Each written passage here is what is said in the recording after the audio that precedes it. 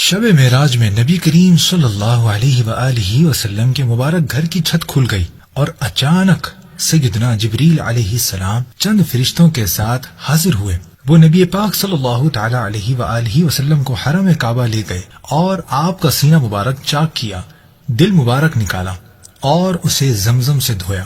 پھر انہوں نے آپ صلی اللہ تعالی علیہ وآلہ وسلم کے سینہ مبارکہ کو ایمان و حکمت سے بھر دیا اور پھر دوبارہ اس کو سل دیا۔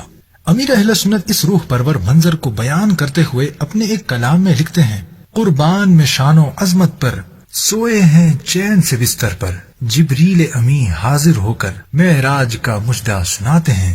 جبریل امین براق لیے جنت سے زمین پر آ پہنچے، بارات فرشتوں کی آئی، معراج کو دولہا جاتے ہیں۔ معراج مصطفیٰ، معراج مصطفیٰ، معراج مصطفیٰ، سبحان اللہ۔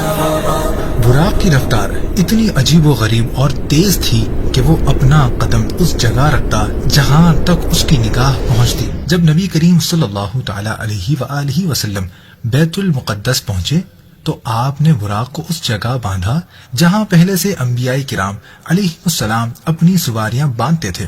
پھر آپ صلی اللہ تعالی علیہ وآلہ وسلم نے وہاں موجود تمام انبیاء اور رسل کی 2 رکعت نفل نماز میں امامت فرمائی۔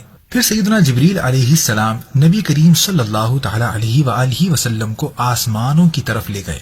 پہلے آسمان پر آپ صلی اللہ تعالی علیہ وآلہ وسلم کی ملاقات سیدنا آدم علیہ السلام سے ہوئی۔ دوسرے آسمان پر سیدنا یحییٰ اور سیدنا عیسیٰ علیہ السلام سے ملاقات ہوئی اور ان سے کچھ گفتگو بھی فرمائی۔ تیسرے آسمان پر سیدنا یوسف علیہ السلام، چوتھے آسمان پر سیدنا ادریس علیہ السلام سے اور 5ویں آسمان پر سیدنا ہارون علیہ السلام سے ملاقات ہوئی۔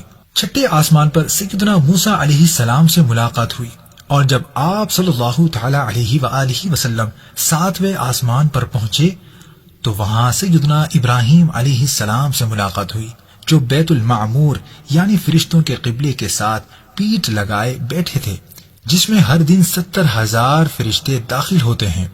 ہر نبی نے ہمارے پیارے رسول صلی اللہ تعالی علیہ وآلہ وسلم کا استقبال کرتے ہوئے کہا: مرحبا اے پیارے رسول۔ پھر اس کے بعد آپ صلی اللہ تعالی علیہ وآلہ وسلم کو جنت کی سیر کرائی گئی۔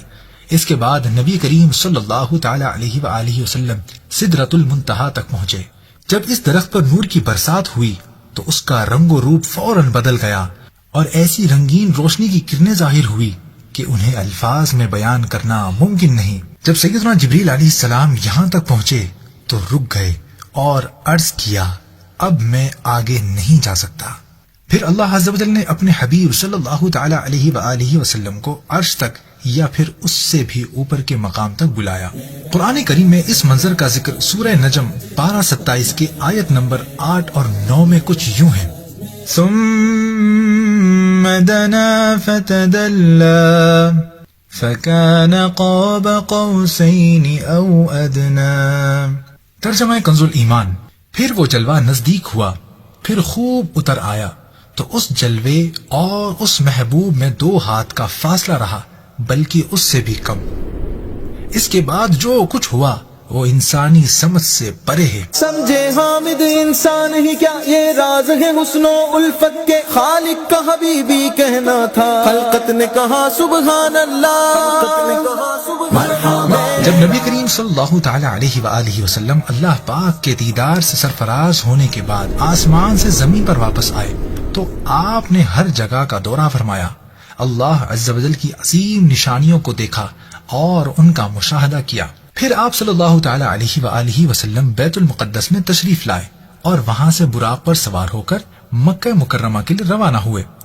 راستے میں آپ نے قریش کے تاجروں کے قافلوں اور تمام منازل یعنی مکانات کو دیکھا۔ ان سب منازل سے گزر کر جب آپ مسجد الحرام پہنچے تو رات کا کافی حصہ ابھی باقی تھا، اس لیے آپ صلی اللہ تعالی علیہ وآلہ وسلم سو گئے۔ اعلیٰ حضرت رحمت اللہ تعالی علیہ نے معراج کے اس منظر کو کچھ اس طرح بیان فرمایا ہے: خدا کی قدرت کے چاند حق کے کروڑ منزل میں جلوہ کر کے ابھی نہ تاروں کی چھاؤں بدلی کہ نور کے تر کے آ لیے تھے۔ یعنی دیکھیے تو صحیح، اللہ عز و جل کی قدرت کا کیا جلوہ تھا کہ نبی کریم صلی اللہ تعالی علیہ وآلہ وسلم نے کروڑوں مقامات کا دورہ فرمایا، آسمانوں اور عرش تک تشریف لے گئے، لیکن جب واپس آئے تو رات کا منظر بالکل وہی تھا، تارے اب بھی چمک رہے تھے، ان کی چھاؤں تک نہیں بدلی تھی۔ یہ سب کچھ اس بات کا واضح پیغام ہے کہ اللہ تعالیٰ نے اپنے حبیب صلی اللہ علیہ وسلم کو وہ مقام عطا فرمایا ہے جس کا اندازہ انسان کی سوچ سے پرے ہے۔ سبحان اللہ۔ معراج مصطفیٰ